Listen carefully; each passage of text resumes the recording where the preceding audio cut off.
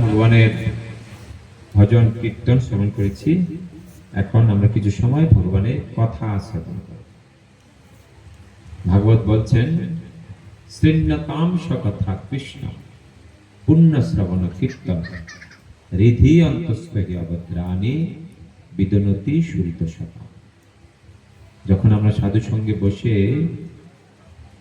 ভগবানের কথা, কৃষ্ণ কথা, পুণ্য কথা আমরা কর্ণকুহরের মাধ্যমে আমরা যখন শ্রবণ করি, তখন আমাদের হৃদয়ের সমস্ত অমঙ্গল, কাম, ক্রোধ, লোভ, মোহ, মদ, মাৎসর্য আদি যে অমঙ্গল আছে, সমস্ত অমঙ্গল বিদরিত হয়।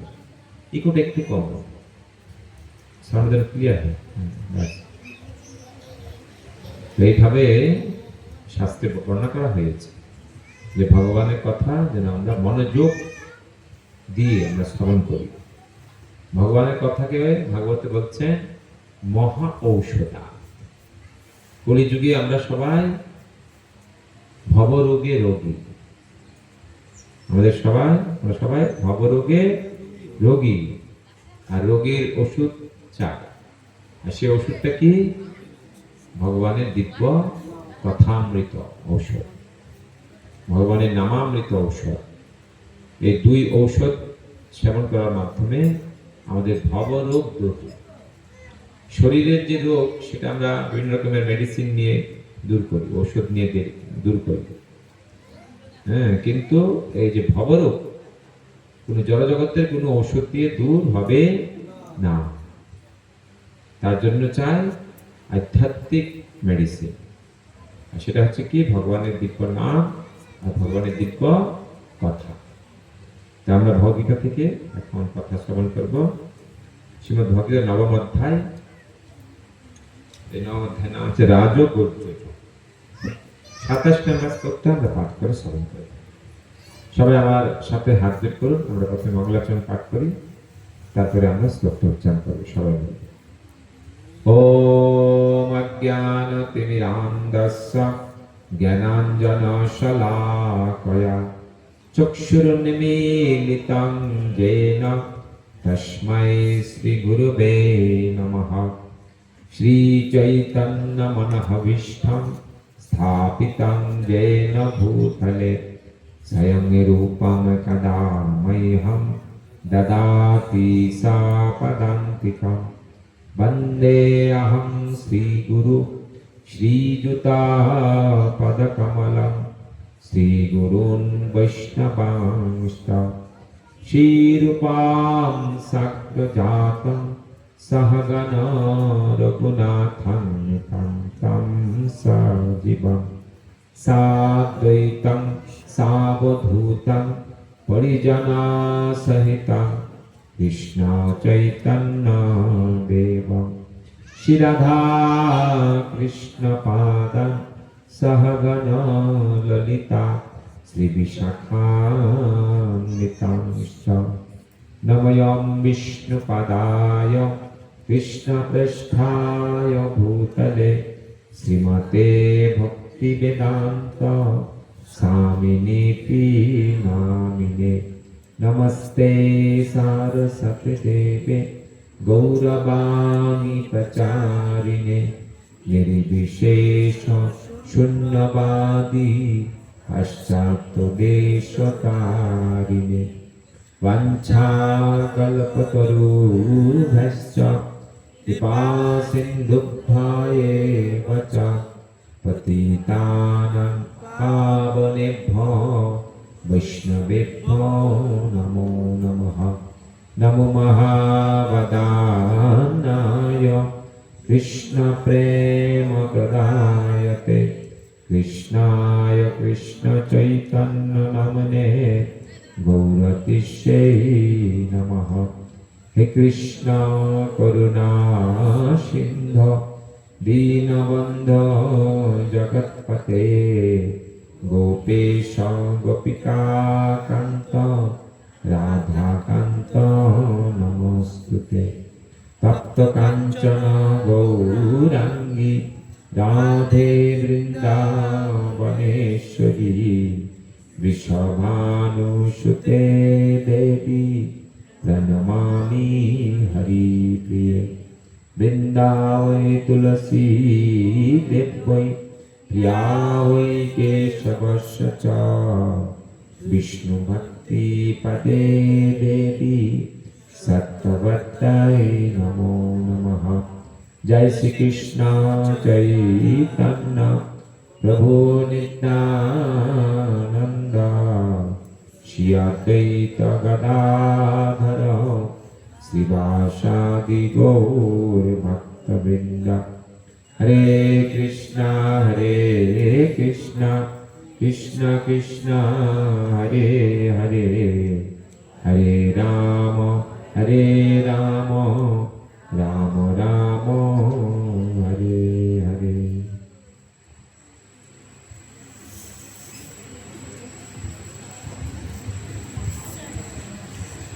हरे कृष्ण। तो আমরা শ্লোকটা পাঠ করব, সবাই হাত জোড় করুন, হাত জোড় করে আমার পিছনে বলুন। ওম নমো ভগবতে বাসুদেবায়, ओम नमो भगवते वासुदेवाय, ओम नमो भगवते वासुदेवाय।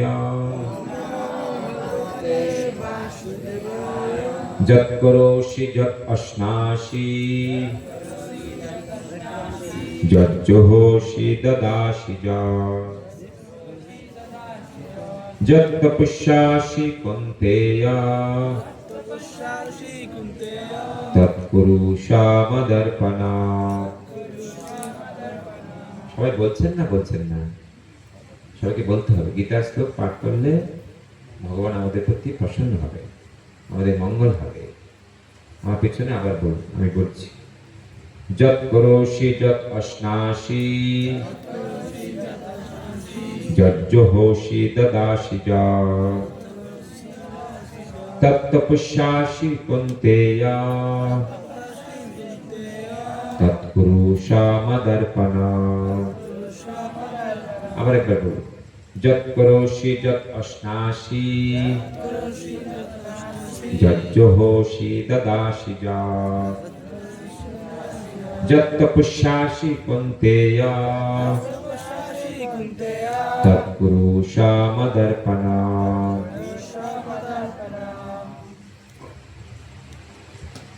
এই শ্লোকের শব্দার্থ অনুবাদ তাৎপর্য করেছেন আন্তর্জাতিক কৃষ্ণ ভাবনামিত্র সংঘের প্রতিষ্ঠাতা আচার্য জগৎগুরু শিল প্রভুপাদ। জয় শিল প্রভুপাদ কি।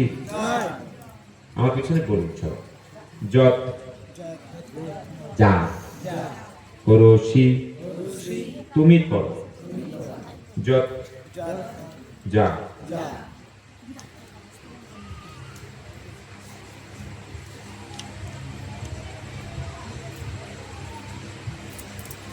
অশ্নাসি তুমি খাও, যৎ যা জোহসি হুম করো, দদাসি দান করো, যৎ যা যৎ যা তপস্যাসি তপস্যা করো, কৌন্তেয় হে কুন্তি পুত্র, তৎ তা কুরুষ করো, মত আমাকে, অর্পণম সমর্পণ। এই শ্লোকের বাংলা অনুবাদ আমার পিছনে পিছনে সকলেই বলুন। হে কৌন্তেয়, তুমি যা অনুষ্ঠান করো, যা আহার করো, যা হোম করো, যা দান করো এবং যে তপস্যা করো, সেই সমস্তই আমাকে সমর্পণ করো। কে বলছে কথা? কে বলছে কথা? ভগবান শ্রীকৃষ্ণ। ভগবান শ্রীকৃষ্ণ কাকে বলেছে? অর্জুনকে। শুধু কি অর্জুনকে বলেছেন? অর্জুনকে কেন্দ্র করে আমাদের সকলকে বলেছে। আমাদের সকলকে বলেছে। কৃষ্ণ হচ্ছে আমাদের পরম পিতা, আমাদের সকলের পরম পিতা। পরম পিতা কাকে বলে জানেন তো? পরম পিতা মানে আমার পিতা, আমার পিতার পিতা, তার পিতার পিতা, তার পিতার পিতা, তার পিতার পিতা, এরকম করতে করতে পরম পিতা, অর্থাৎ সকলের পিতা। সকলের পিতাকে, সকলের পিতা কৃষ্ণ, জেনা ভজে বাপ, পিতৃদোহি পাতকীর জন্মে জন্মে তাপ। এই জগতের সকলের পিতা হচ্ছে কৃষ্ণ। এখন সেই কৃষ্ণকে, সেই পিতাকে যে যদি কেউ ভজন না করে, তাহলে তাকে এই সংসারে ত্রিতাপ যন্ত্রণা ভোগ করতে হয়। আমরা ত্রিতাপ যন্ত্রণা ভোগ করছি না করছি না? আদি দৈবিক, আদি আত্মিক, আদি ভৌতিক। আদি দৈবিক মানে দেবতাদের কাছ থেকে যে দুঃখ পায়, বন্যা, খরা, সাইক্লোন, টর্নেডো আদি যে হয়, এগুলো সব দেবতারা আমাদেরকে দিয়ে থাকে। তার ফলে আমাদের ক্লেশ হয়, কষ্ট হয়, আদি দৈবিক ক্লেশ। আদি ভৌতিক ক্লেশ, অন্য জীব থেকে আমাদের কষ্ট হয়, সাপের কামড়, মশার কামড়, অন্য জীব থেকে কষ্ট পায়, আদি ভৌতিক ক্লেশ। আর আদি আত্মিক ক্লেশ নিজের কাছ থেকে, মন খারাপ, শরীর খারাপ, অসুস্থ, রোগ আদি দ্বারা উপদ্রুত, এই যে কষ্টগুলোকে বলা হয় আদি আত্মিক ক্লেশ। এইভাবে তিন প্রকার ক্লেশ আমরা এই সংসারে আমরা পাচ্ছি। কেন পাচ্ছি? কেন পাচ্ছি? আমরা কৃষ্ণকে সকলে ভুলে গেছি। কৃষ্ণকে সকলে ভুলে গেছি। কৃষ্ণকে আমরা পিতা বলে গ্রহণ করছি না। বাড়িতে আবার পিতা আছে, আবার নতুন করে পিতা বানানোর কি দরকার?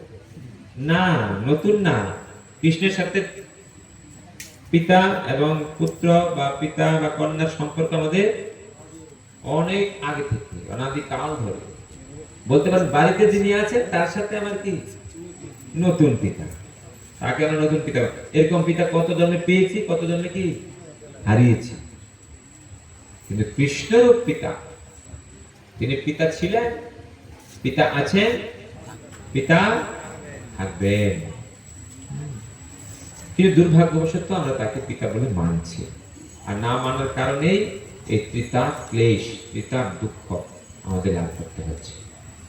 কৃষ্ণকে তাৎপর্য প্রপাত প্রথমে বলেছেন যে প্রত্যেকটি মানুষের প্রধান কর্তব্য হচ্ছে তার জীবনকে এমন ভাবে গড়ে তোলা যাতে কোনো অবস্থাতেই সে শ্রীকৃষ্ণকে ভুলে না যায়। কৃষ্ণকে ভুলে যাওয়ার কারণেই সংসারে আমাদের এত দুর্দশা। কৃষ্ণকে ভুলে আমরা কি করছি? কৃষ্ণ ভুলিয়া যে ভগবান ছা করে, নিকটস্থ মায়া তারে ঝাপটিয়া ধরে। কৃষ্ণ ভুলিয়া যে অনাদি বহির মুখ, অতএব মায়া তারে দেয় সংসারে দুঃখ। কৃষ্ণকে ভুলে আমরা সংসারে সবাই কি করছি? ভোগ বাসনায় লিপ্ত হয়েছে। ভাবছি এই জীবনটা পেয়েছি শুধু ভোগ করার জন্য। কৃষ্ণ ভুলিয়া যে ভগবান ইচ্ছা করে, আর তখন যখন ভোগ করার ইচ্ছা করি তখন মায়া আমাদের সামনে আছে, নিকটস্থ মায়া তারে ঝাপটিয়া। আবার কৃষ্ণকে ভুলে যান। কৃষ্ণ ভুলিয়া যে অনাদি বহির, অনাদিকাল ধরে বহির্মুখে আছে আমরা কৃষ্ণকে। অতএব মায়া তার দেয় সংসার। মায়া তখন কৃষ্ণকে ভুলে গেলে মায়া তাকে সংসারে বিভিন্ন রকমের দুঃখ তাকে প্রদান করে থাকে। এখানে প্রবাদ বলছেন আমাদের জীবনটা এমনভাবে সাজাতে হবে কোন মুহূর্তে যেন আমরা কৃষ্ণকে ভুলে না যাই। প্রবাদ ইংরেজিতে একটা কথা বলেছিলেন, always remember Krishna, never forget him. কৃষ্ণকে সবসময় মনে রাখতে হবে, আর কখনো কৃষ্ণকে ভুলে যাওয়া যাবে না। কৃষ্ণকে ভুলে গেলেই আপনার দুঃখ আসবে।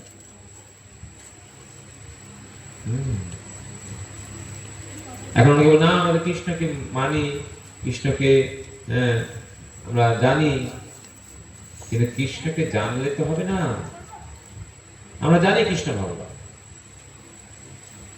কৃষ্ণকে আপনার জীবনে ভগবান বলে মানতে হবে, এবং তিনি যে ভগবান তার প্রতি কিছু সেবা সম্পাদন করতে হবে। তিনি হচ্ছেন আমাদের প্রভু, আমরা হচ্ছি তার দাস দাসী। আমাদের কর্তব্য তার সেবা যুক্ত হওয়া। যে তার সেবায় যুক্ত আমরা না হই, তাহলে কিন্তু আমাদেরকে এই সংসারে মায়া হচ্ছে দুর্গা। মায়াকে জোরে বলুন, শুনতে পাচ্ছি না, জোরে বলুন, আর একটু জোরে। পিছন থেকে আওয়াজটা কম আসছে, সবাই সামনেই বলুক, আমার কথা সবাইকে বলতে হবে। মায়াকে দুর্গা দেবী, আর দুর্গা দেবীর হাতে কি ত্রিশূল। ত্রি মানে তিন প্রকারের ক্লেশ, আদি দৈবিক, আদি আত্মিক, আদি ভৌতিক। কেন দিচ্ছেন তিনি আমাদেরকে? আমরা সংসারে এসেছি।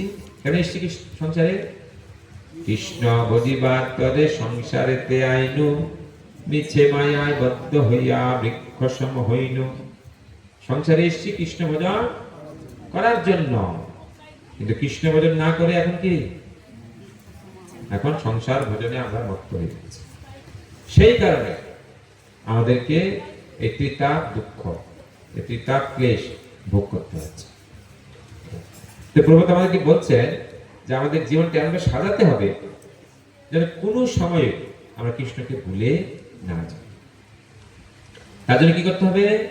তার জন্য আমাদেরকে ভগবানের ভক্ত হতে হবে। ভগবানের ভক্ত হলে ভগবান গীতা কি বলেছেন? নমে ভক্তা প্রণশ্যতি। কৃষ্ণ ঘোষণা করেছেন আমার ভক্তের কখনো বিনাশ হবে না। আমার যদি ভক্ত না হয় তাহলে তাকে আমি বিনাশ করার জন্য পরিত্রাণায় সাধনাং বিনাশায় চ দুষ্কৃতা। যে ভগবানের ভক্ত নয় সে কি? দুষ্কৃতিকারী। কৃষ্ণ বলছে সে দুষ্কৃতিকারী, আর সেই দুষ্কৃতিকে আমি দমন করার জন্য যুগে যুগে আসি। পরিত্রাণায় সাধনাং বিনাশায় চ দুষ্কৃতা ধর্ম সংস্থাপনার্থায় সম্ভবামি যুগে যুগে। এইভাবে কৃষ্ণ আমাদেরকে বলছে যেন আমরা এমন ভাবে আমাদের জীবনটা সাজাই কৃষ্ণ কেন্দ্রিক জীবন। কি কেন্দ্রিক জীবন? এখন আমাদের জীবনটা কি কেন্দ্রিক? সংসার কেন্দ্রিক। সংসার করে মিছে গেল কাল, লাভ না হইল কিছু, ঘটিল জঞ্জাল। কিসের সংসারে ছায়াবাজি প্রাণ, ইহাতে মমতা করি বৃথা দিন যায়। এইভাবে আমরা সংসার করে জীবনের সব সময় কি কাটিয়ে দিচ্ছি। বুঝতে পারছি না যে কোন দিকে আমরা এগিয়ে যাচ্ছি। আস্তে আস্তে আস্তে আস্তে আস্তে আমরা মৃত্যুর অজগরের মুখে আমরা কি প্রবেশ করছি, সেটা আমরা বুঝতে পারছি না। সেটা প্রবাদ এখানে বলছে প্রতিটি মানুষের প্রধান কর্তব্য। আমরা কি মনে করি? না, সমাজের, দেশের, পরিবারের সমস্ত কর্তব্য করে সময় থাকলে, সুযোগ থাকলে ভগবানের প্রতি কর্তব্য আমরা সম্পাদন করি। কিন্তু এখানে কি বলছেন? শাস্ত্র কি বলছেন? আচার্যরা কি বলছেন? মহাজনরা কি বলছেন? যে না, প্রতিটি মানুষের প্রধান কর্তব্য হচ্ছে তার জীবনকে এমন ভাবে গড়ে তোলা যে কোন অবস্থাতে সে শ্রীকৃষ্ণকে ভুলে না যায়। কৃষ্ণকে ভুলে গেলেই দুঃখের সাগরে আমাদেরকে নিমজ্জিত হতে হবে। দেহ ও আত্মাকে একই সঙ্গে যথাযথ প্রতিপালন করার জন্য সকলেরই কর্ম করতে হয়। আমাদের অস্তিত্ব দুটি জিনিসের উপরে। একটা হচ্ছে শরীরটা হচ্ছে আমাদের প্রকৃত সত্তা আবরণ। আরেকটা হচ্ছে কি? আত্মা মানে আমি। আপনার কারা কারা শরীর আপনারা হাত তুলুন দেখি, যে আমি এই শরীর। কারা কারা? কেউ না? আপনার শরীর না? আপনার ভূত নাকি? ওকে, আমি একটা প্রশ্ন করছি, কারা কারা আপনার আত্মা? হাত তুলুন।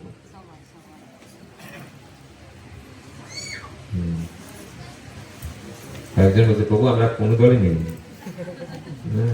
আমরা নির্দল প্রার্থী, আমরা এই দলে যাবো নাকি, এই দলে যাবো, দলে গেলেই সমস্যা। হ্যাঁ, কিন্তু না, এখানে আমরা সকলের একটাই দল। কি দল? হ্যাঁ, এখানে দলটা হচ্ছে কৃষ্ণের দল। সকলকে আমাদেরকে কৃষ্ণের দলে যোগদান করতে হবে, অর্থাৎ কৃষ্ণ ভক্ত হতে হবে। কৃষ্ণ ভক্ত না হলে সংসারে দুঃখ কষ্ট থেকে আপনি মুক্ত হতে পারবেন না। মায়া দেবী আপনাকে ছাড়বে না। মায়া দেবী প্রতি বছর বছর আসেন, যে জন্য আসেন, হ্যাঁ, ত্রিশূলের খোঁচা দেওয়ার জন্য। আমাদের প্রভুর নির্দেশ পালন করছে, প্রভুকে মানছি না। হ্যাঁ, অনেকে না না আমরা মানবো, মানি না। পিতাকে মানা এক জিনিস, আর পিতার আদেশকে মান্য করা এক জিনিস। অনেকে বলে হ্যাঁ আমরা জানি কৃষ্ণ ভগবান, কৃষ্ণ ভগবান জানে, কিন্তু কৃষ্ণের সাথে আপনার কি সম্পর্ক সেটা জানতে হবে। বৈদিক শাস্ত্র আমাদেরকে শিক্ষা দিচ্ছেন যে জীবের সাথে ভগবানের তিনটি তত্ত্ব আদান প্রদান, তিনটি তত্ত্বের মাধ্যমে। প্রথম তত্ত্ব হচ্ছে সম্বন্ধ তত্ত্ব, তারপর হচ্ছে অভিদয় তত্ত্ব, তারপর হচ্ছে প্রয়োজন তত্ত্ব। ভগবানের সাথে আমাদের প্রথমে কি করা উচিত? সম্বন্ধ করতে হবে। যে সম্বন্ধ আমরা হারিয়ে ফেলেছি, ছিল হারিয়ে ফেলেছি, সেই সম্বন্ধটা আবার যুক্ত হবে।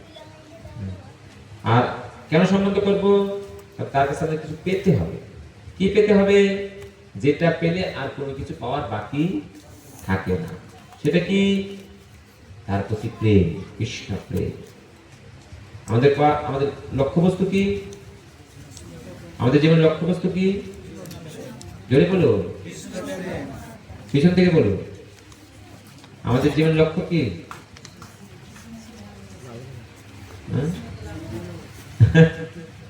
আমাদের জীবনের লক্ষ্য কি? কৃষ্ণ প্রেম। অনেকের নাম অন্নপূর্ণা ভান্ডার। আমাদের জীবনের লক্ষ্য হচ্ছে কৃষ্ণ প্রেম লাভ করা। মানব জীবন পেয়ে কৃষ্ণ প্রেম যতদিন লাভ করতে না পারবে, ততদিন আমাদের জীবন সার্থক হবে না। সেই কৃষ্ণ প্রেম লাভ করার জন্য কৃষ্ণ আমাদের প্রয়োজন। কার্তিক লাভ করবো কৃষ্ণ থেকে, তাহলে প্রেম লাভ করতে কৃষ্ণ সম্বন্ধ করতে হবে প্রথমে। আর সম্বন্ধ আর প্রয়োজনের মাঝখানে হচ্ছে কি? পন্থা, যে পন্থায় লাভ করবে। আর সেই পন্থাটা কি? ভগবত ভক্তি। আর সেটাকে বলা হয় অভিধেয়। তাহলে প্রথম সম্বন্ধ, কৃষ্ণ হচ্ছে আমার প্রভু, আমি হচ্ছি তার দাস, সম্বন্ধ। তারপরে অভিধেয় কি? যে ভক্তি। ভক্তির মাধ্যমে কি লাভ করবো? কৃষ্ণ প্রেম লাভ করবো। কৃষ্ণ প্রেম লাভ করলে কি হবে? কৃষ্ণ প্রেম লাভ করলে আর জন্ম মৃত্যু জরাবেদির চক্রে আবর্তিত হতে হবে না। সেই কৃষ্ণ প্রেম লাভ করে আমরা কোথায় চলে যাব?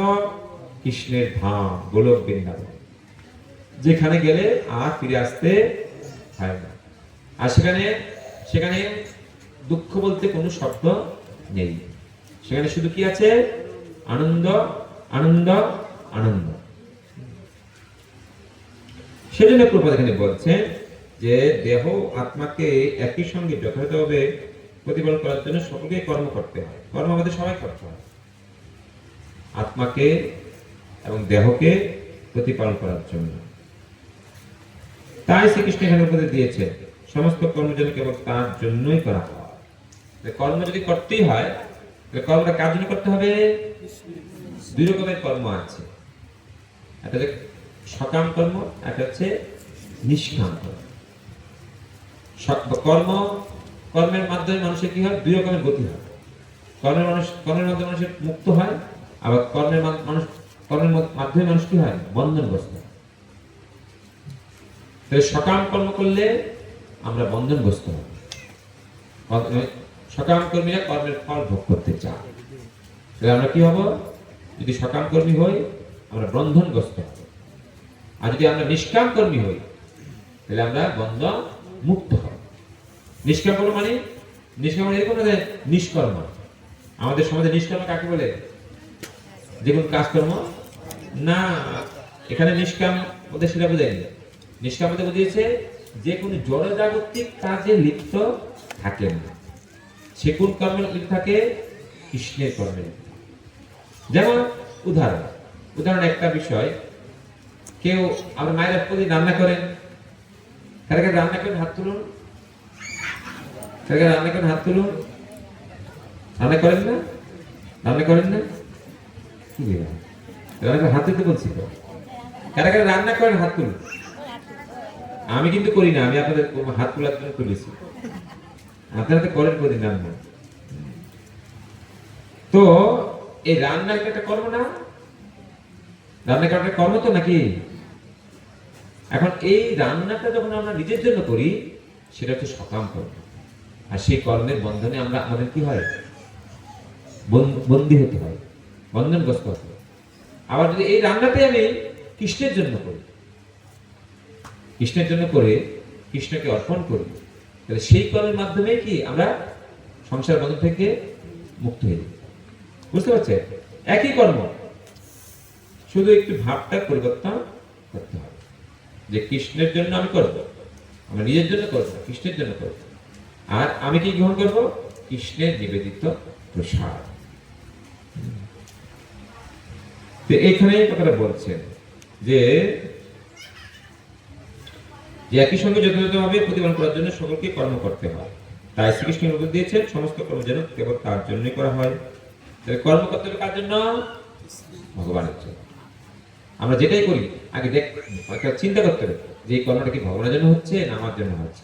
যদি আমার জন্য হয় তাহলে কর্মের বন্ধনে আমি বন্ধনগ্রস্ত হব, আর যদি না কৃষ্ণের জন্য করছি তাহলে আমি মুক্ত হব। এখানে বলছে কর্ম করতে হবে কৃষ্ণের উদ্দেশ্যে।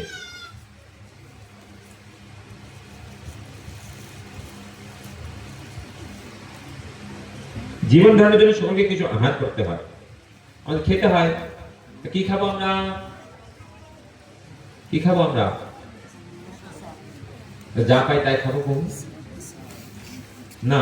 অনেকে বলে মানুষ তো কি সর্বভূক, মানুষ সর্বভূক। মানুষ কি চীনের মানুষগুলো দেখবে আকাশের উপরে যা উড়ে যায় সব খায়। হ্যাঁ, এবার ধরে এবার মুখে খায়। এখন এরোপ্লেনটা লাগল পায় না, তাহলে ওটাও ধরে কি খেয়ে নিত, যা পারে তাই খায়, সর্বভূক। কিন্তু গীতায় কিন্তু কৃষ্ণ তা বলেননি, মানুষ সর্বভূক। গীতায় কৃষ্ণ বলেছে যে আমাকে নিবেদন না করে যে যা কিছু খায় প্রতি গ্রাসে গ্রাসে সে পাপ খায়, আর সে চোর। সংসারের সবকিছুর মালিক হচ্ছে আমি, কৃষ্ণ বলছে সবকিছুর মালিক আমি। আমার বস্তু আমাকে না দিয়ে যদি সে খায় সে কি চোর, আর আমাকে নিবেদন না করে যদি খায় প্রতি গ্রাসে গ্রাসে সে পাপ খায়। তাহলে আমাদেরকে বেঁচে থাকার জন্য খেতে হবে। যেমন কি খাবো? ভগবানের নিবেদিত প্রসাদ। প্রসাদ সেবনে হয় সকল প্রপঞ্চ জয়। ভগবান প্রসাদ যদি আমরা সবসময় গ্রহণ করি তাহলে এই প্রপঞ্চ জগতের সবকিছু আমরা জয় করতে পারবো, জয় করে আমরা ভগবানের কাছে ফিরে যেতে পারবো। শুনে বলছেন এখানে আমরা যা আহার করি সবকিছু যেন প্রথমে আগে ভগবানকে নিবেদন করি।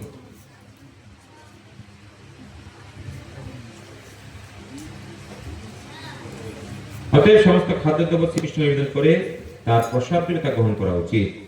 প্রত্যেক সভ্য মানুষকে কিছু ধর্মীয় আচার অনুষ্ঠান করতে হয়। ধর্ম ধর্ম হচ্ছে একটা আচরণ। ধর্ম কোনো এরকম বিষয় না তুমি হিন্দু আমি মুসলমান, তুমি বুদ্ধ তুমি খ্রিস্টান, না। ধর্ম একটা আচরণ, আর ধর্ম হচ্ছে জীবে সত্তা।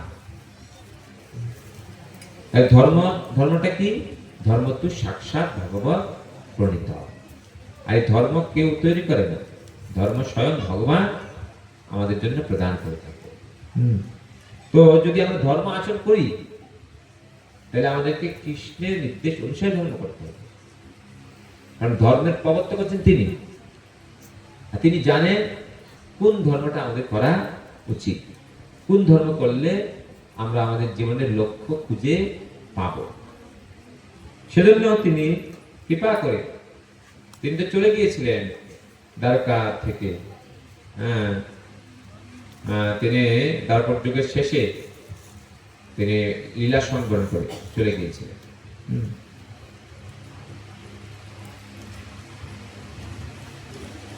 তো যখন দেখলেন কেউ চলে গেলেন, ভাগবতে বলছেন কৃষ্ণ সধামোপগতে ধর্ম জ্ঞান আদি বিশহ হলো নষ্ট কৃষামিষ পুরাণর্ক দুনাবিত। যখন কৃষ্ণ চলে গেলেন দ্বাপর যুগের শেষে, কুরুক্ষেত্র যুদ্ধের পরে প্রবাসে গিয়ে চলে গেলেন, তখন কৃষ্ণের সাথে সাথে সমস্ত ধর্ম জ্ঞান যত শুভ কিছু যা আছে আদি সবকিছু চলে গেছে। তাহলে কৃষ্ণ যেখানে নেই সেখানে ধর্ম জ্ঞান আদি কোনো কিছু থাকে, সে কি থাকে? অধর্ম। আর সে কি থাকে? অজ্ঞানতা, যা মানুষকে নারকীয় একটা পরিস্থিতির মধ্যে নিক্ষেপ করে। আমরা যদি অজ্ঞান অন্ধকারে ডুবে থাকি, তাহলে আমাদের অবস্থা কি হবে? তিনি আমাদেরকে কি করবে? যমদূতরা এসে নরকে নিয়ে যাবে।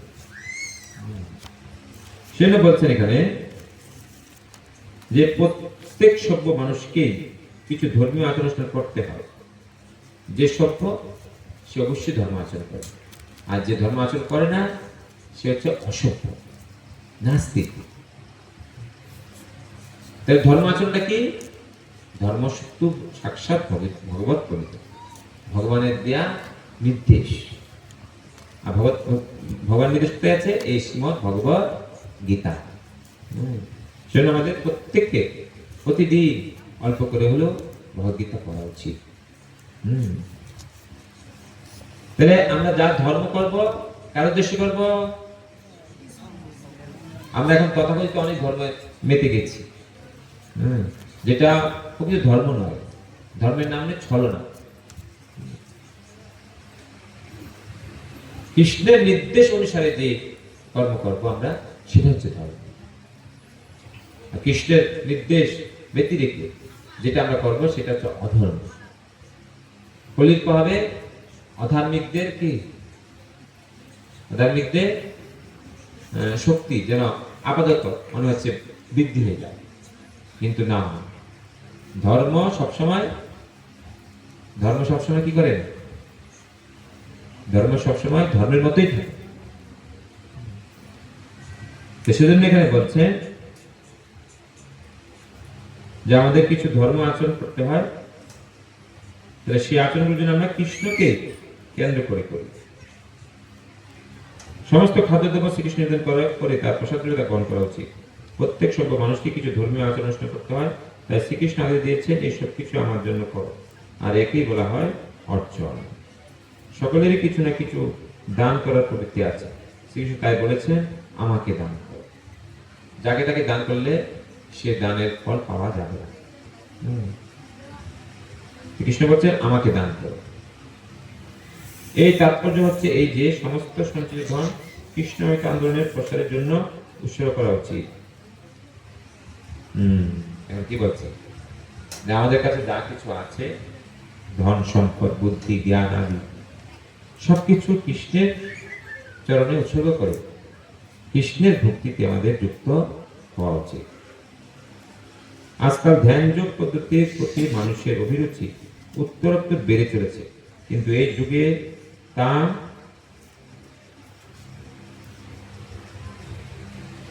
বাস্তবসম্মত নয়।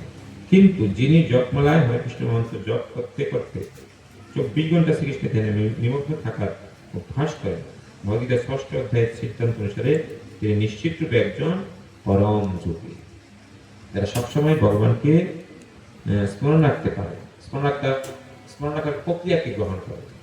ভগবানের নাম যখন আমরা জপ করব, তখন আমরা কখনো ভগবানকে কি ভুলে যাব না।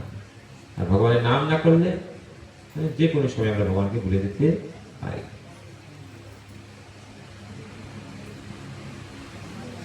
এইভাবে শ্লোকে একটা পয়েন্ট বলেছে যে আমাদের যা অনুষ্ঠান করি ভগবান, যেমন আপনারা অনুষ্ঠান করছেন আজকে এখানে, আর কাকে কেন্দ্র করে করা হচ্ছে অনুষ্ঠানটা? ভগবানকে কেন্দ্র করে। আমরা ভগবানের নাম কীর্তন নগর পরিভ্রমণ করলাম, এখানে এসে আমরা ভগবানের নাম ভজন কীর্তন আদি শ্রবণ করলাম, ভগবানের কথা শ্রবণ করছি। হ্যাঁ, তারপরে ভগবানকে আমরা দীপদান করবো, দীপদানের পরে সবার জন্য প্রসাদ আছে তো নাকি? প্রসাদ আছে তো সবার জন্য? সবার প্রসাদ আছে। হ্যাঁ, এইভাবে আমাদের এগুলোকে বুঝতে হবে।